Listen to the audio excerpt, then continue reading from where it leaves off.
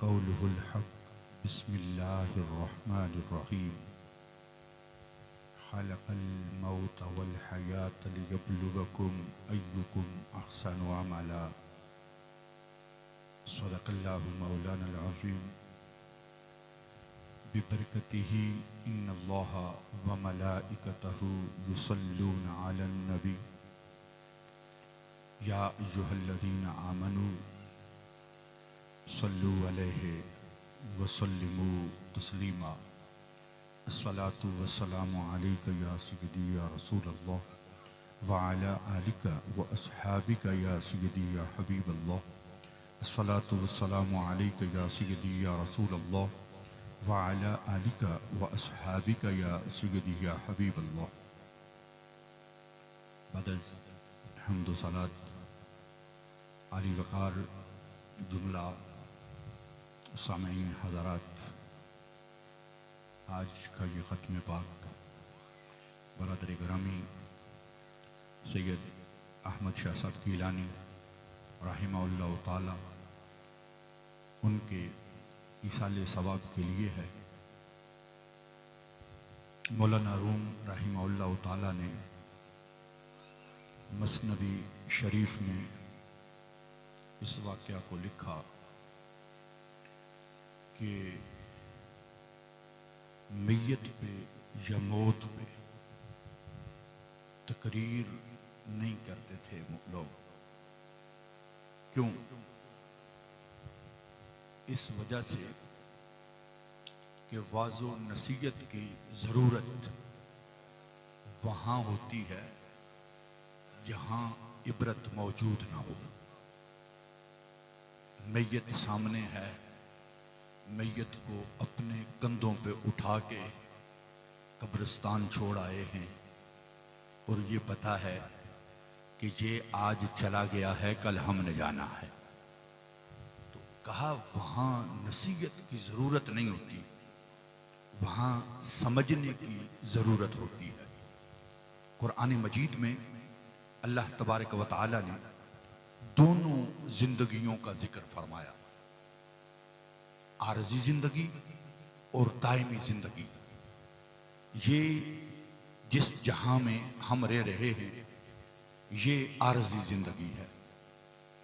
भले कोई 60 साल जी ले, 70 साल जी ले, 100 साल जी ले, बिल आखिर उसने इस दुनिया को छोड़ के उस दुनिया में जाना है।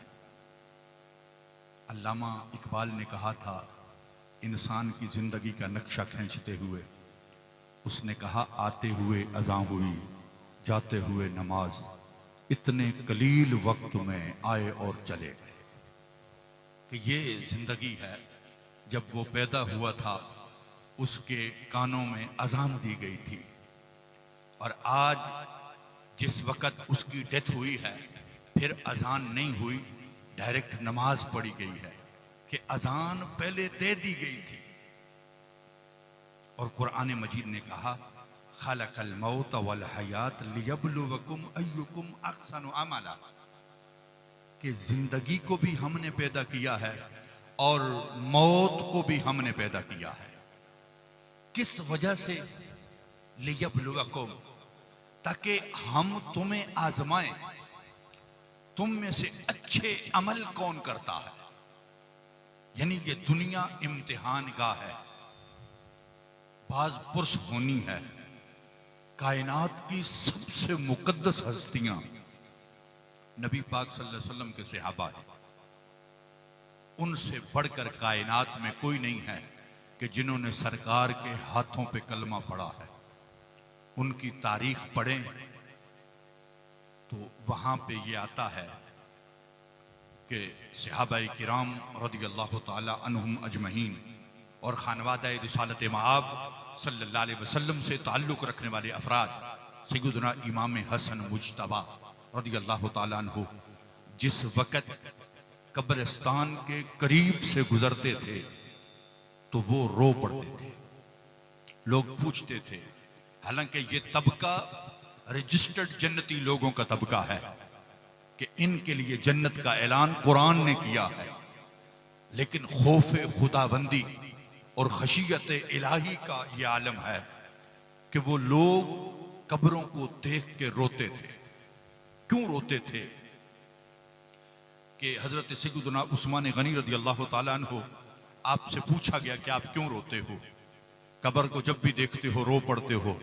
तो उन्होंने कहा कि मैंने नबी अलैहिस्सलाम से सुना, रसूल अलैहिस्सलाम ने फरमाया आखिरत की पहली मंजिल कब्र है, अगर यहां से बच के निकल गया आगे बच जाएगा, अगर कब्र में ही पकड़ा गया तो फिर आगे बच नहीं सकेगा। यानी बंदा तसव्वुर करे उस 2-3-4 फुट जगह का, उसकी लंबाई और चौड़ाई हम में से कोई ऐसा शख्स नहीं कि जिसने देखी ना हो कि कब्र की चौड़ाई लंबाई कितनी होती है, और फिर तसव्वुर करे कि मैंने वहां पे रहना है।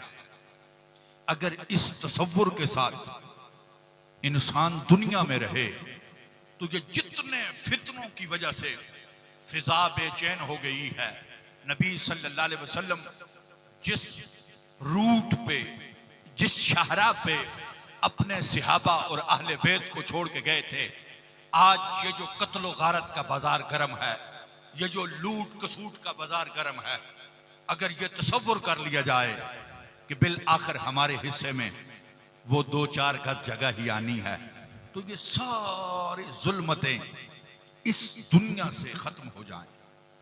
और नबी पाक सल्लल्लाहु अलैहि वसल्लम ने सिर्फ और सिर्फ यहां तक रहनुमाई नहीं की, बल्कि एक बच्चे के पैदा होने से लेकर कब्र तक और कब्र से लेकर जन्नत तक सारे मराहिल नबी पाक सल्लल्लाहु अलैहि वसल्लम ने अपनी उम्मत को गिनवाए हैं। ऐसे मौके पे गुफ्तगू करना, स्पीच करना, उसका मकसद ये होता है कि ये पैगाम कन्वे हो जाए, नबी सल्लल्लाहु अलैहि वसल्लम के वो फरामीन जो हमने पढ़े हैं वो हम पे कर्ज है, हमने उन पैगामात को आगे उम्मत तक कन्वे करना है कि आज जो कौम कुरान से दूर होती जा रही है, जो कौम नमाज से दूर होती जा रही है, अगर मैं कब्र में फंस गया, कब्र में मुश्किल बन गई, निकलेगा कैसे, कब्र में बचेगा कौन? ये नबी पाक सल्लल्लाहु अलैहि वसल्लम का फरमान है। फरमाया जब भी किसी आदमी की डेथ होती है, उसको कब्र में जब रखा जाता है, भले उसको रात 9 बजे कब्र में रखो, रात उसको 12 बजे कब्र में रखो, उसको दिन 2 बजे कब्र में रखो, जिस टाइम भी तुम उसको कब्र में रखते हो, उससे यूं महसूस होता है कि सूरज ढल रहा है और असर की नमाज का वक्त जा रहा है। अगर वो बंदा नमाजी होता है, मोमिन होता है, मोमिन तो सारे हैं लेकिन नमाजी कोई कोई है, अगर वो बंदा नमाजी होता है, यानी जो फिक्र के साथ नमाज पढ़ने वाला, कि उसको हर चीज से ज्यादा अपनी नमाज की फिक्र है। यह हदीस में मिशकात से पढ़ रहा हूं, उलमा बैठे हैं किताबुल जनाइज से, कि नबी पाक सल्लल्लाहु अलैहि वसल्लम आपने फरमाया कि बंदे को जब कब्र में रखा जाता है तो उसे यूं महसूस होता है कि सूरज ढल रहा है।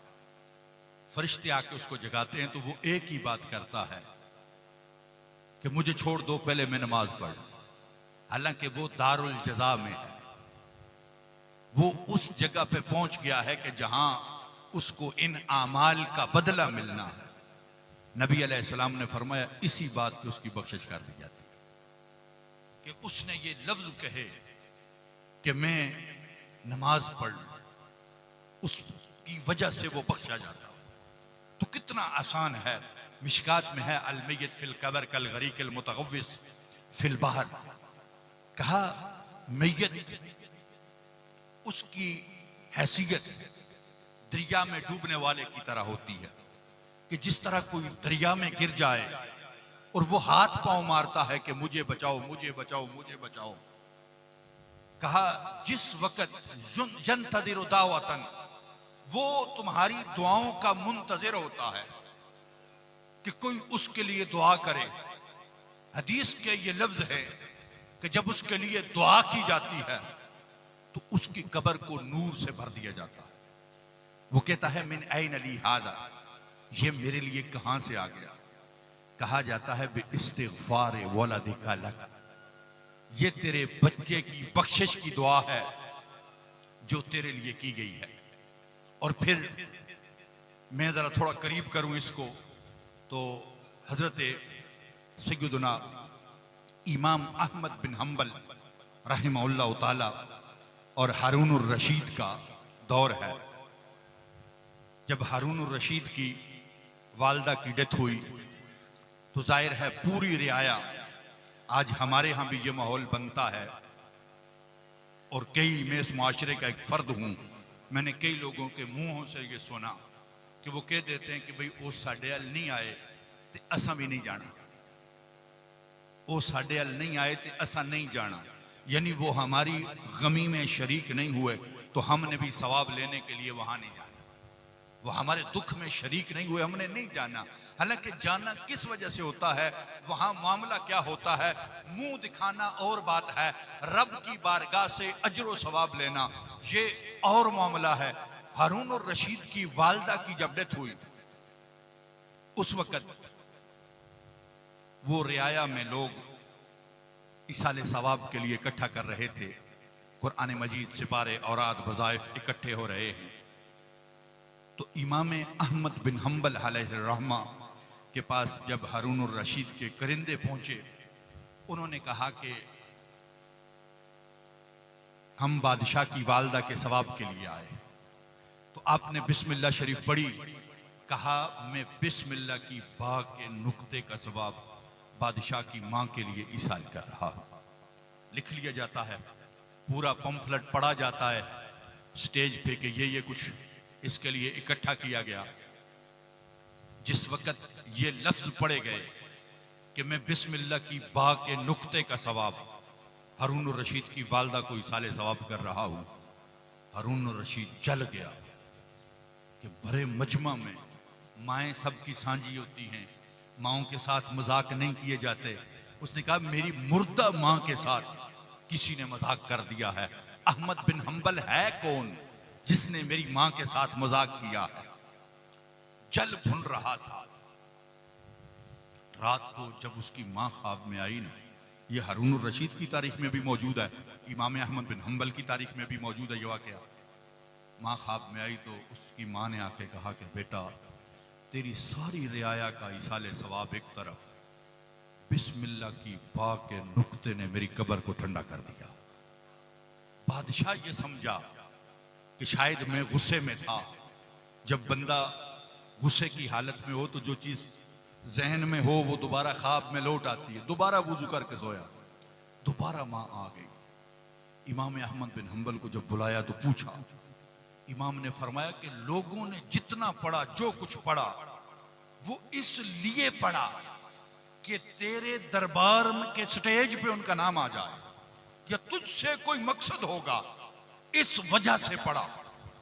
मैंने जो कुछ पढ़ा मुझे तुझसे कोई गरज नहीं है, लेकिन तुझे कुरान के एक नुक्ते की पावर समझ आ गई है कि अगर खालिस नीयत के साथ पढ़ा गया हो तो कुरान का एक नुक्ता भी पूरी कब्र को ठंडा कर देता। अल्लाह रब्बुल जलाल जितने अहबाब तशरीफ लाए इस दुआ के साथ कि रब्बुल जलाल आपके बहनों और भाइयों को, वालिदैन को सलामत रखे। अल्लाह रब्बुल जलाल कदम कदम पे करोड़ों नेकियां अता फरमाए। व आखिर दावाया अनिल हम्दुलिल्लाहि रब्बिल आलमीन।